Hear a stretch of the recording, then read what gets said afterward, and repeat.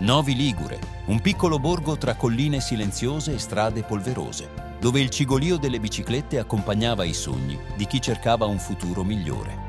Qui due ragazzi, Costante Girardengo e Sante Pollastri, crebbero affrontando la vita come fili d'erba tra i sassi, piegati dalle difficoltà ma mai spezzati. Costante sognava la gloria sulle due ruote, mentre Sante inseguiva un riscatto in un mondo che gli aveva voltato le spalle. Diversi come il giorno e la notte, erano uniti dalla passione per la libertà, ignari che le loro vite sarebbero diventate leggenda. Era una mattina d'estate, quando il sole illuminava il borgo con una luce calda e avvolgente. Il piccolo Costante stava sistemando la catena della sua bici accanto al vecchio lavatoio del borgo, imprecando sottovoce contro il metallo che non voleva saperne di tornare al suo posto. Le mani sporche di grasso e un broncio ostinato sul viso rivelavano una determinazione precoce, forgiata dalle dure giornate passate tra scuola, officina e sogni di gloria. All'improvviso, un fischio breve e deciso squarciò l'aria. Costante alzò lo sguardo e vide un ragazzino poco più grande di lui, Sante, che avanzava con una vecchia bicicletta da adulto, troppo grande per la sua statura. «Ehi, hai bisogno di una mano?» chiese Sante, fermandosi accanto a Costante. Il suo tono era fermo ma amichevole, come quello di chi ha già visto il mondo, pur essendo ancora un ragazzino. Costante, che non amava mostrarsi debole, rispose con tono brusco: «Faccio da solo». Sante sorrise, incurante dell'atteggiamento scontroso, e si inginocchiò accanto a lui senza chiedere il permesso. «Tira la catena qui», suggerì, prendendo una piccola pietra dal suolo. «Blocca così e vedrai che funziona». In pochi minuti la bici di Costante era pronta. Il ragazzo guardò Sante con una miscela di ammirazione e sospetto. «Come fai a sapere queste cose?» Sante sorrise, quel sorriso largo e furbo che sarebbe diventato il suo marchio. «La strada ti insegna tutto quello che devi sapere, ma ora vediamo se sei bravo quanto me». Indicò un sentiero sterrato che si perdeva tra gli alberi. «Una gara fino al vecchio ponte». Costante non esitò. In sella alla sua bici partì come un fulmine. Sentì il cuore battere forte, non solo per la fatica, ma per la gioia di avere un rivale degno. Quel giorno, al vecchio ponte, non importava chi avesse vinto. Quando scesero dalle bici, sudati e con le ginocchia sporche di polvere, sapevano di aver trovato qualcosa di raro. Un'amicizia che avrebbe resistito al tempo, al destino e alle scelte che li avrebbero separati. Nell'Italia del primo Novecento, la vita era una corsa in salita. Ogni giorno era una lotta per Costante, diviso tra il lavoro in officina e gli allenamenti sulla sua bici malandata. Sognava di diventare il più grande ciclista del suo tempo, spinto non solo dall'ambizione, ma anche dalla voglia di dimostrare che la fatica poteva trasformarsi in gloria. Per Sante la realtà era diversa. Cresciuto in una famiglia segnata dalla povertà e dall'ingiustizia, aveva imparato presto che il mondo non fa sconti. La sua ambizione era meno definita, ma altrettanto feroce. Cercava riscatto, libertà, un senso di giustizia che sembrava sfuggirgli ogni giorno di più. Un pomeriggio, dopo una delle loro tante gare improvvisate, Sante si fermò accanto a Costante, ansimante. «Girardet», disse con il fiatone, «quando vincerai il Giro d'Italia, io sarò lì a guardarti, anche se dovessi attraversare l'inferno per farlo». Costante rise, senza sapere che quelle parole sarebbero diventate profetiche, perché l'inferno per entrambi era dietro l'angolo. Era una sera d'autunno, fredda e umida, quando Costante e Sante si incontrarono per l'ultima volta prima della guerra. Il cortile della cascina era avvolto dal silenzio, rotto solo dai versi lontani di un gufo. Costante stava pulendo la catena della sua bici, seduto su una balla di fieno, mentre Sante, appoggiato al muro, fumava una sigaretta e guardava il cielo nero sopra di loro. «Allora, quando parti?» chiese Sante, rompendo il silenzio. Costante alzò gli occhi, il volto segnato dalla stanchezza e da una malinconia che non riusciva a nascondere. «Tra pochi giorni. Mi hanno assegnato al fronte, come tanti altri. E tu, Sante, cosa farai?» Sante scrollò le spalle, lasciando cadere la cenere al suolo. Io? Non ho niente da lasciare, Girardet. Forse troverò un modo per sopravvivere, ma non sarò mai come te. Costante si fermò, guardandolo con uno sguardo serio, quasi severo. Non dire sciocchezze. Non serve una bici per trovare il proprio futuro, Sante. Serve volontà. Sante abbozzò un sorriso amaro, aspirando l'ultima boccata di fumo. Tu credi che basti la volontà? La mia strada non porta a podi o applausi, porta solo al vuoto. Ma almeno quel vuoto sarà mio. Lo riempirò con qualcosa. Rabbia, vendetta o forse giustizia, non importa. Costante si alzò, avvicinandosi a lui. Non devi lasciarti consumare dalla rabbia. Hai ancora tempo per scegliere un altro percorso. Sante lo guardò dritto negli occhi, con un'espressione che alternava affetto e sfida. E tu? Tu insegui i tuoi sogni. Io corro per non cadere. È diverso. Quella notte i due amici si separarono con una stretta di mano. Le loro strade erano già divise, anche se nessuno dei due voleva ammetterlo. La Grande Guerra del 14-18 lasciò un segno indelebile in entrambi. Costante si arruolò come tanti giovani, ma persino tra le trincee e il caos del conflitto non abbandonò la sua passione. Ogni momento libero lo vedeva pedalare, allenandosi con qualsiasi mezzo avesse a disposizione, sognando il ritorno alla vita e alla strada. Quando la guerra finì, portò con sé una determinazione feroce. Voleva vincere e nulla lo avrebbe fermato. Nel 1918 vinse la sua prima Milano-Sanremo, una gara massacrante di quasi 300 chilometri. Pedalava con una grinta che sembrava scaturire da ogni sacrificio e sofferenza vissuti. La vittoria fu solo l'inizio.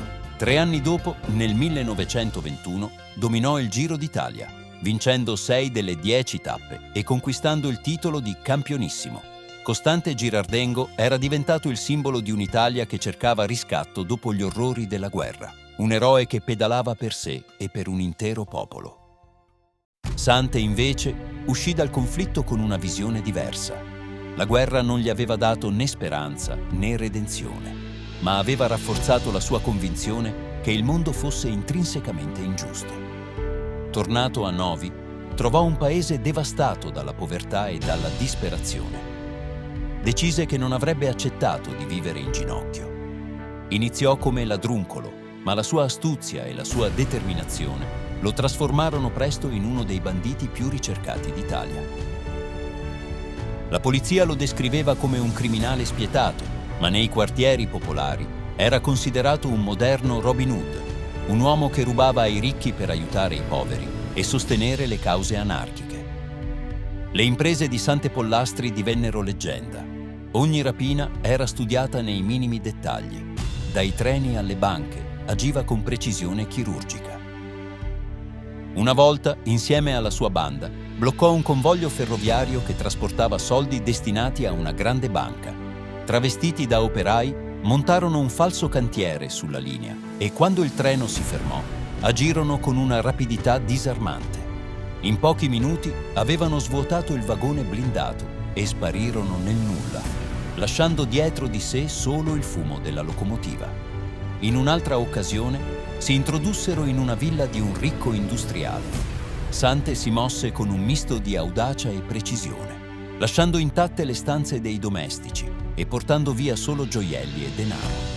La leggenda racconta che prima di andarsene lasciò una lettera sul tavolo del salotto. Non prendo più di quello che il destino mi ha tolto. Sante Pollastri. Ogni colpo rafforzava la sua reputazione, ma anche la rete che la polizia gli stava lentamente stringendo attorno. Durante una rapina in una banca di Milano, il colpo andò storto. Un poliziotto, accorso sul luogo, tentò di fermare la fuga di Sante e della sua banda, ormai circondati dalle forze dell'ordine. Sante, senza esitare, estrasse la pistola e sparò. Uno dei proiettili colpì il poliziotto, che morì sul colpo. Da quel momento, Pollastri non fu più solo un ladro, ma un assassino ricercato in tutta Europa. I giornali dell'epoca lo descrivevano come un criminale spietato, mentre nelle periferie circolava una leggenda diversa, quella di un uomo che aveva sfidato l'ordine per vendetta e giustizia personale. La polizia intensificò la caccia, ma Sante era un maestro nel sparire. Conosceva i sentieri meno battuti e poteva contare su una rete di contadini e operai disposti a nasconderlo. La sua faccia compariva sui manifesti di tutta Italia, ma lui sembrava sempre un passo avanti, tanto che si mormorava avesse assunto una nuova identità per fuggire all'estero. Nonostante fosse braccato, continuava a colpire, accumulando ricchezze che distribuiva parzialmente tra i poveri, alimentando così il mito del bandito gentiluomo. Un giorno, in un piccolo bar di campagna, Sante si fermò a bere. Sulla parete era appesa una locandina che annunciava una gara di girardengo. Rimase a fissarla a lungo, in silenzio. Poi, rivolgendosi al barista, disse: «Girardet, il campione, sempre più in alto, eh?» «È il nostro orgoglio», rispose l'uomo. «Lo conoscevi?» Sante sorrise, ma il suo sorriso era pieno di amarezza. «Un tempo. Ora corriamo su strade diverse». Anche da ricercato, Sante continuava a seguire le imprese di Costante. Leggeva ogni notizia su di lui, come se quelle vittorie gli dessero un frammento di speranza in un futuro che non gli apparteneva più. Ma nel suo cuore sapeva che il loro legame non si era spezzato del tutto. Un giorno pensò si sarebbero rivisti, anche se non sapeva dove o come. Parigi, 1927. L'aria era vibrante di emozione. Le strade gremite di spettatori accorsi per vedere una delle più importanti gare internazionali di ciclismo. Tra la folla, voci entusiaste si mescolavano al suono delle campane e ai colpi secchi delle mani che applaudivano il passaggio dei corridori. Costante Girardengo pedalava con la grinta di sempre, ignaro che tra quei volti ci fosse un'ombra del suo passato. La cattura di Sante era l'ossessione di Georges Lemoine, un commissario della polizia francese noto per la sua determinazione e per il suo metodo meticoloso. Lemoine aveva studiato Pollastri per mesi, raccogliendo ogni dettaglio sulle sue abitudini, i suoi nascondigli e persino la sua passione per il ciclismo. Era convinto che il bandito non avrebbe resistito alla tentazione di vedere il vecchio amico trionfare. Quel giorno, mescolato alla folla, Sante aveva un cappello abbassato sugli occhi e una sciarpa che nascondeva gran parte del volto. Osservava con attenzione, lasciandosi trasportare dalla magia della corsa. Quando Costante tagliò il traguardo, le sue mani si strinsero a pugno, come se avesse vinto anche lui. Era l'ennesima dimostrazione del legame invisibile che li univa ancora. Lemoine, nascosto tra la folla, osservava ogni volto con attenzione. Quando vide quell'uomo con il cappello abbassato sugli occhi e una sciarpa troppo pesante per la stagione, il suo istinto si attivò. «È lui», pensò. Con discrezione fece un cenno ai suoi uomini. Tra la folla, il cerchio attorno a Pollastri iniziò a stringersi. Tentò di fuggire, ma la folla gli impediva di muoversi agilmente. 2 poliziotti lo afferrarono per le braccia e nel caos delle urla e delle proteste venne spinto a terra. Quando si rialzò, il cappello gli era caduto, rivelando il volto dell'uomo più ricercato d'Europa. La folla si fece silenziosa, incredula davanti a quella scena. Costante, ancora sul podio, si accorse del trambusto. Girò lo sguardo e incrociò quello di Sante per un breve istante, un attimo che sembrò durare un'eternità. Sante non disse nulla, ma il suo sguardo parlava. Ne è valsa la pena. Ti ho visto vincere ancora. Mentre veniva trascinato via, Sante non oppose resistenza. Il suo volto era calmo, quasi sereno, e le sue ultime parole, rivolte a chi lo guardava incredulo, furono semplici. Ho visto quello che volevo vedere. La cattura di Sante segnò la fine di una vita vissuta sul filo del rasoio, ma non cancellò il legame con il suo amico d'infanzia. Anche in prigione continuò a seguire le gesta di Girardengo, orgoglioso dei suoi successi. Per lui ogni vittoria di Costante era una piccola redenzione, un frammento di speranza in un destino ormai segnato. Girardengo, da parte sua, non dimenticò mai quel momento. Ogni volta che tagliava un traguardo, gli tornava in mente lo sguardo di Sante, pieno di ammirazione e rimpianto. Anche se su strade diverse, i loro destini erano intrecciati per sempre, legati da una storia di amicizia, sogni infranti e scelte che li avevano portati su fronti opposti. Parigi fu il teatro del loro ultimo incontro, ma il loro legame continuò a vivere, alimentato dalla memoria e da un rispetto reciproco che nemmeno il tempo o la legge poterono cancellare. Grazie per aver seguito questa storia. Se vi è piaciuta, lasciate un commento con le vostre opinioni e non dimenticate di iscrivervi al canale per non perdere i prossimi racconti. Ogni 15 giorni, nuove storie e nuove avventure. A presto!